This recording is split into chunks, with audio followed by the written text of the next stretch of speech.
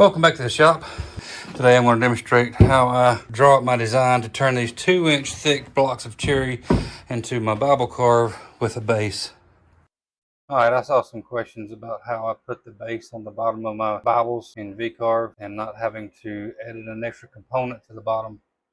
So I'm going to run through that real quick. With VCarve open, I want to go ahead and click Create New File. The file setup is going to be determined by the material dimension. In this case, I'm going to have it 16 inches wide and 11 inches tall and 2 inches thick. We're going to be carving off the entirety of this material. So I am going to zero the Z axis from the machine bed and not the material surface this time. The datum is going to be, for me, the datum is going to be in the lower left-hand corner. We're going to click OK, and that's going to start our file. In the Clip Art tab, under Objects and People, you can scroll down and you will find the Open Book model.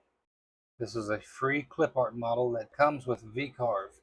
I'm pretty sure this is also included with VCarve Desktop, but I know it is included with VCarve Pro. I'm just going to double click that model and that will import it to our work area.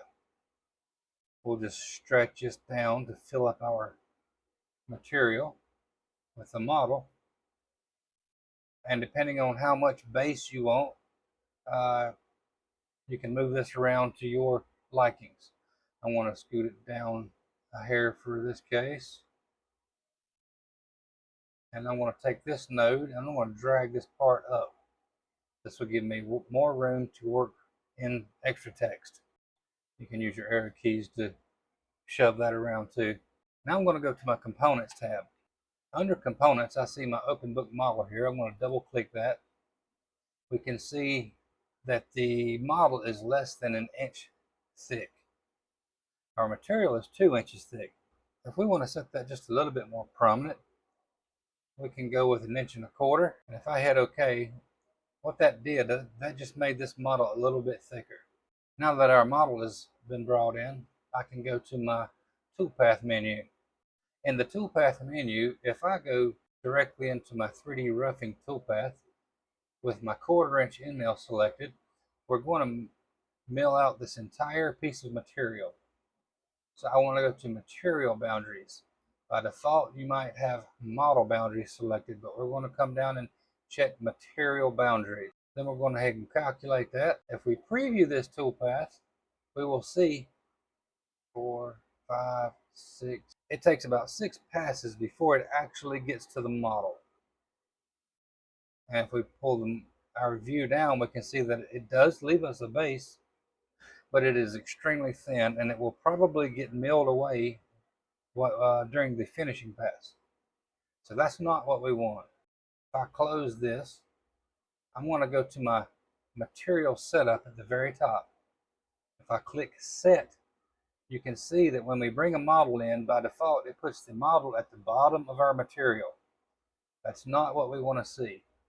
Let's push that up to the top of our material. Then I'm going to hit OK, and VCarve will automatically recalculate my toolpaths. Click OK on the recalculated toolpath. Let's go back into our preview. I'm going to reset the preview. I'm going to run that toolpath again. Now that toolpath is complete, if we come up, you can see we have a very thick base now. If you wanted this model to stand up a little bit more prominent, you've got plenty of base here. We can go back into our design, click the Component tab, double click our Open Book, and you might put 1.5 inches. Now we go back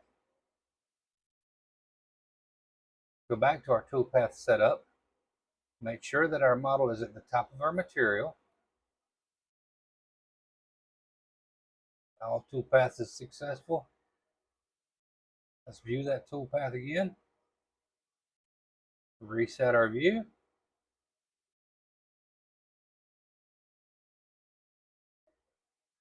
And you see that makes the book more prominent. It sticks up even higher. We still got a decent base on the bottom. Let's go ahead and get our finishing toolpath in place. In this case, I am using the tapered ball nose. I'm using a 1/4 inch tapered ball nose from IDC. This is the fine, the 3D fine bit. This is not the ultra fine that he has. With larger models like this, the ultra fine is just going to take entirely too long for the detail it's going to give you. It's not going to give you that much detail on a larger model. The ultra fine tapered ball nose is for smaller carves. If I had made this Bible real small, I would have picked the ultra fine bit. But since this is 16 inches long, I'm just going to go with the fine bit. Let's go ahead and calculate that toolpath. Again, we have the material boundary selected. And when I preview this, I started this finishing path in offset versus raster. Personal preference, whatever you want to use. If you use offset, as you've seen in the preview, it'll start in the center and it'll make little squares or rectangles all round and around until it completes the finishing path. This is a little bit faster because you're making small movements in the beginning. This is a little bit faster of a carve because it starts in the center, making small movements, and as it continues to carve, the movements get bigger and bigger. You're not transversing the entire piece of material throughout the entire carve.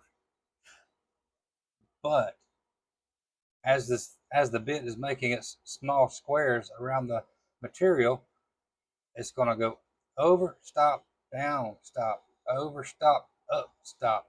Everywhere it pauses, it's going to have a little pause every time it gets to a corner. Every time it hits that little pause, it's going to leave a little witness mark in your model, in the carve. You can take this off really easy with some fine grit sandpaper.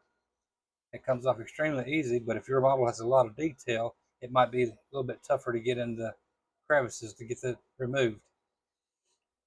So that would be up to you whether you want to save time on these larger carves by using raster, or spend just a little bit more time and traverse the entire piece back and forth until it's finished.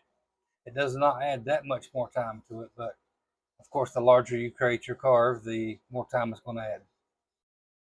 This video is strictly talking about how to create this base on the bottom of the open book model in Vectric VCarve without having to add an extra 3D component using something like Vectric Aspire. You do not need Aspire to do this. I hope this video was helpful. Thank you for watching. Y'all stay tuned for the next one.